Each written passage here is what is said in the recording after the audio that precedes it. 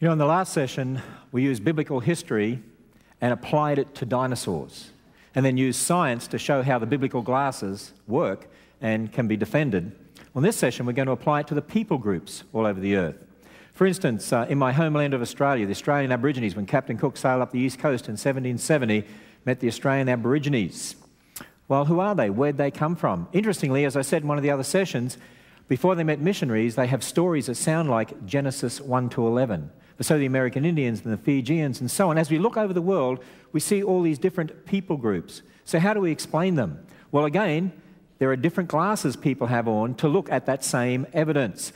If you believe the secular history that man evolved from some ape-like creature, and you look at the people groups, and you look through Darwinian eyes, so to speak, then Darwin taught that some people are closer to the ape-like ancestors than others. He taught, therefore, that there were different races of people. In fact, in his book, The Descent of Man, he particularly deals with man, and actually, sadly, had the Australian Aborigines basically back closest to the ape-like ancestor to man. In fact, very, very sad, but the Australian Aborigines were once considered the missing links in evolution.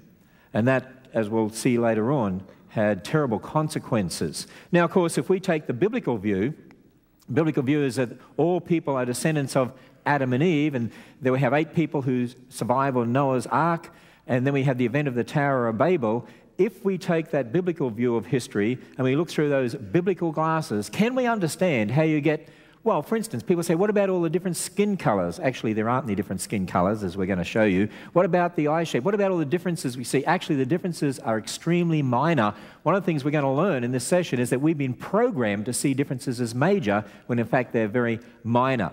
Now, to do this, what I want to do is to do a little bit of revision in genetics. Remember, we talked about genetics when we talked about natural selection, talked about dogs, talked about poodles. You know, one of the reasons I talk about poodles is to make genetics fun. That's why I like to talk about poodles, because otherwise it gets boring, right? And I just needed an example of something that was genetically inferior to be able to do that, and so I just happened to use a poodle. But anyway, you remember that we went through and looked at the fact if you start with 2 dogs and you get this large population of dogs, and we understand a little bit of basic genetics, this is very basic, of course, it's much more technical than this, much more complicated than this. By the way, I do want to say to you, even though it's much more technical, much more complicated than this, and all sorts of complicated exceptions and so on, nonetheless, the basic principles are the same, and anyone, even if you're not a scientist, can use the basic principles to teach this sort of information. But how we get dominant and recessive genes, big A, big B, little b, and so on. You can get all this these different combinations in the offspring, and so you get variations within the dog kind. We talked about how much information is there in our genes. Just to remind you, the number of atoms in the universe, about 10 to the 80th power. It's 1 followed by 80 zeros. The number of electrons you can fit into the known universe, something like 10 to the 130th power. But Francisco Ayala, a famous evolutionist from California, worked out the number of possible combinations from your genes, from just one man and one woman, without getting 2 the same, 10 to the 2017th power. By the way, there's something to aim for. Imagine that. It's zillions upon zillions upon zillions.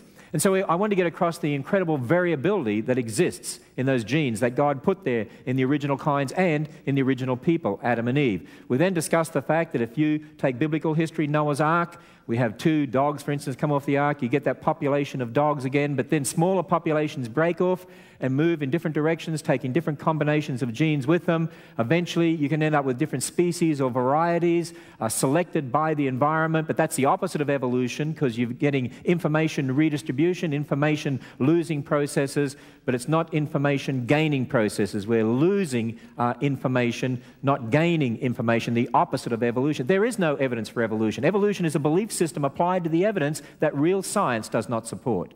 Real science supports what the Bible says. Now, I want to take that basic understanding of genetics and apply it to all the people groups. And here's what I want you to think about. Can you think of anything at all? Can you think of anything at all in biblical history, anything at all that might cause the human population to split up and the genes to split up? Can you think of anything at all in the human history that might cause those genes to be distributed all over the earth? Can you think of anything at all? Can anyone think of anything at all? How about the Tower of Babel? You know, it's exciting being a Christian. It's exciting reading the Bible because the Bible explains all these things. Now, of course, if all human beings are descendants of Adam and Eve, and I believe it was the Tower of Babel, was a major event in history because God gives different languages, you know what's going to happen? Just like those dogs splitting up, you're going to have the human population split up, not mixing with each other. You're going to get certain characteristics that will dominate particular groups. I mean, it's very simple, really. But you know the most asked question I get asked anywhere in the world? You know what it is? Where did Cain get his wife? And you know why I'm asked that question? It was asked at the Scopes trial in 1925 when William Jennings Bryan was asked that question of the ACLU lawyer, Clarence Darrow. You know why he asked the question of William Jennings Bryan? He wanted to put Christianity on trial for the world. That's really what the Scopes trial was all about. And what he basically said was, you believe the Bible? Okay, defend biblical history. Where did Cain get his wife? Do you know that question has been asked time and time again since that particular event? Do you know that most Christians don't have an answer? You look on humanist websites, they mock at Christians. So where did Cain get his wife? If you can't answer that question, how do you defend? We all go back to Adam and Eve. How do you defend biblical history? It's an important question to answer. Now, if we read the scripture, it says that the first man, Adam, in 1 Corinthians 15:45. So how many men to start with according to the Bible? One, okay, one man to start with. Genesis 3:20 says this, Eve was given that name. In the Hebrew, it literally reads that she was to be the mother of all the living. So one man, one woman. Acts 17, verse 26, God made of one blood. Paul, he was explaining the gospel to the Greeks. And the Greek language actually there is saying we all go back to one. We're all related. We all go back to one man. We're all related, which we are. That's why we take the gospel to every tribe and nation. You know, I was over in London at a restaurant, and the chef heard that we're doing a creation seminar. And he came out and he said, you believe the Bible? I said, yes, I believe the Bible. He said, I don't believe the Bible. I said, you don't believe the Bible? No. I said, why not? Well, he said, it says God made Adam and Eve and they had Cain and Abel. Where'd all the people come from then? I said, Genesis chapter 5, verse 4 says Adam had sons and daughters. He said, I didn't read that far. Well, you know, that's a problem with a lot of people. They don't read that far. So Adam and Eve had sons and daughters, which means, okay, let's get rid of all outside influences and ideas people might have given you. If we start just from the Bible, Adam and Eve had sons and daughters, which means originally brothers married who? Sisters. Now, as soon as I say that somewhere, what does somebody say? Oh, that's incest and you're not allowed to marry a relative? Wait a minute. If you don't marry your relative, you don't marry a human, then you are really in trouble. You see, we're all related, aren't we? We all go back to Adam. I mean, I'm related to you. In fact, I'm just here talking to my long-lost family I haven't met before. How you going? Good to see you all. See, we're all related. You're related to everyone in the world. We're all related to each other. Of course we are, because we go back to Adam and Eve. So when you get married, you do marry your relative, right? That's important. But today we don't marry a close relative. Now, why is that? Well, when, for the first time, did God say no longer can close relations marry? It wasn't until Leviticus 18. For the first time, God said no longer can close relations marry. Abraham was married to his half-sister, wasn't he? So why is it then, and that wasn't a problem, why is it that close relatives then could marry generations ago, but not today? To understand this, you have to do what I call, now you'll see, this is the climax of something I've been talking about in these sessions. Here it is. To understand this issue, you have to do what I call think poodle. See, this is what I've been leading up to all the time, okay? And that's this. Just as a poodle is full of mutations, so are we. See, here's what I want you to think about. Adam and Eve were perfect to start with, but sin entered the world. You know, because of sin, God no longer holds everything together 100%. If he did, it'd be like Shadrach, Meshach, and Abednego. You couldn't even be hurt by fire. Not even the smell of smoke on them or anything like that. Right? Or the Israelites wandering in the desert for 40 years and their shoes didn't wear out and their feet didn't swell. Can you imagine what it would be like if God upheld everything 100%? We wouldn't wear out, we wouldn't die. Hey, it's going to be like that in the future, isn't it? And for those who trust in him will live with him forever. But you see, right now we live in a fallen world, and so things are falling apart because God no longer holds everything together because the penalty of death is here. We have to die because we forfeited our right to live. We told God we didn't want him in Adam. So you see, what happens is this. Adam and Eve had children, but you know what happens now? Because God no longer holds everything together, each generation there's some copying mistakes in our genes and some mutations that cause mistakes, and they get into one generation, then they're copied to the next, and then new ones in the next, and they're copied to the next, and new ones in the next, and they accumulate more and more until 6,000 years later, look at the mess. I'm just looking around at it. It is a mess.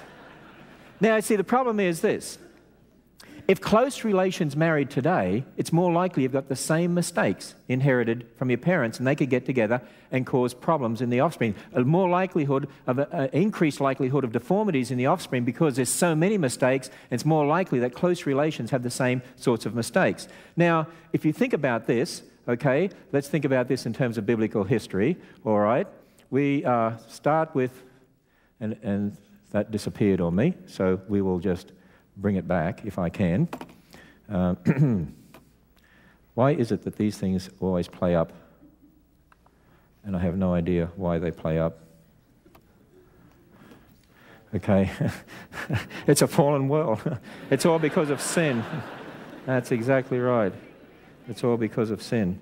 And here we are on live television, and my computer has muffed it right now. So let me keep talking while we try and get that back for you. And that is that as you go back in history towards Adam and Eve, would you expect more mistakes or fewer mistakes? You'd expect fewer mistakes until before sin. How many mistakes? No mistakes. So could close relations marry originally? And it wasn't a problem? Not a problem if close relations married originally? That wasn't a problem, was it? Brother and sister could marry and it wouldn't be a problem. But today, if close relations marry, it is a problem. And you know why it's a problem if close relations marry today? Because you've got those mistakes that you've inherited from your parents. And so we find today that there's an increased likelihood of those sorts of problems. Well, I have my computer back, so now we can go back and figure all this out. Isn't technology wonderful, built by sinful man, so that you can see what happens here? So let's have a look at this picture here. Okay, so as you go back in history towards Adam and Eve, you'd expect fewer mistakes before sin, no mistakes. So in close relations married originally, it wasn't a problem, provided it was one man for one woman for life, which is what marriage is all about. So you see, there's no difference between brother and sister marriage than close relatives marrying today. Or when I say close relatives, then relatives marrying today. It's just close relatives don't marry today. And so that's a very easy question to answer. Where did Cain get his wife?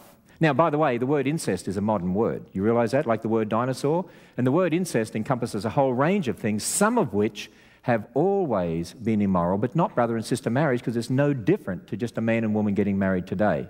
But in the context of the Bible, it makes sense, doesn't it? When you start to think about that. And a little bit of understanding of genetics and mutations and those sorts of mistakes. Well, people say, okay, so we can understand where Cain got his wife, then how do we explain all the different people groups then going back to Adam and Eve? How do we explain the differences in skin color, eye shape, and so on? Well, first of all, let's consider a little bit of history here. When Darwin wrote his book on the origin of species by means of natural selection, do you realize many people aren't aware of the rest of the title of that book, which said, "And the preservation of favored races in the struggle for life"? And if you want to know what Darwin meant by that, then you go to his next book called The Descent of Man.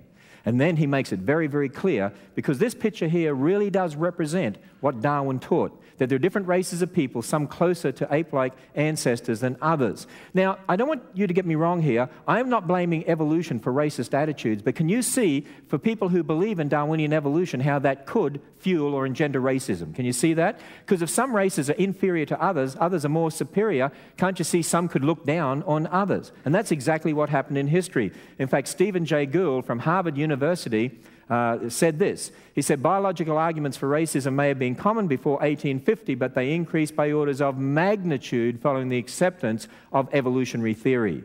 And that's exactly what happened. See, evolution is not the cause of racism. You know what the cause of racism is? I mean, evolution is not the cause of abortion. Evolution is not the cause of homosexual behavior. Ultimately, it's what? Sin, exactly. But Darwinian evolution fuels racism. And the more people are taught Darwinian evolution or taught there's no God, then you can see how they could then justify racism or justify homosexual behavior or abortion or whatever they want. And sadly, let me show you how this played out in history. Did you know that in 1924, the New York Tribune newspaper published an article, The Missing Links Found in Australia? You know who the missing links were? The Australian Aborigines. And in fact, it is a sad part of Australia's history, well documented in the secular world, that Scientists from Germany and England, other places, America, sent people to Australia. They paid property owners to go on their property. They herded the Aborigines into swamps or over cliffs to kill them, men, women and children. They shot them. They had instructions on how to boil up their skulls, how to skin them for specimens for museums around the world. 5,000 to 10,000 Aboriginal graves were desecrated, all in the name of evolution. Pretty sad, isn't it? Now, let me tell you something about your own history here. Did you know in 1904, Otto Benga, pygmy from South Africa, was brought over to America for the World's Fair, and instead of taking him back to his own country, the explorer and the director of the Bronx Zoo did a deal together because of their belief in evolution, and that is well documented. In our book, One Blood, we have a whole chapter dedicated to Otto Benga. It's a very sad part of American history. In fact, there was a book written called The Pygmy in the Zoo, and we document in there that because of their evolutionary beliefs, they put Otto Benga in a cage with an orangutan called the monkey cage. It became the most popular exhibit at the Bronx Zoo, and Americans lined up in long lines on weekend to show their children the relationship between the pygmy and the orangutan. What do you think that was doing to children's thinking in America? Not only that, do you know that in colleges across America and other parts of the world, students were reading statements like this? For instance, Scientific American. You've heard of Scientific American, haven't you? You find it in newsstands. Did you know that back in 1907 they talked about the pygmies, the Congo pygmies, being ape-like elfish creatures? And then you had a book called The History of Creation, which was studied as a textbook in many universities in America. In fact, students even from church homes were studying these sorts of books.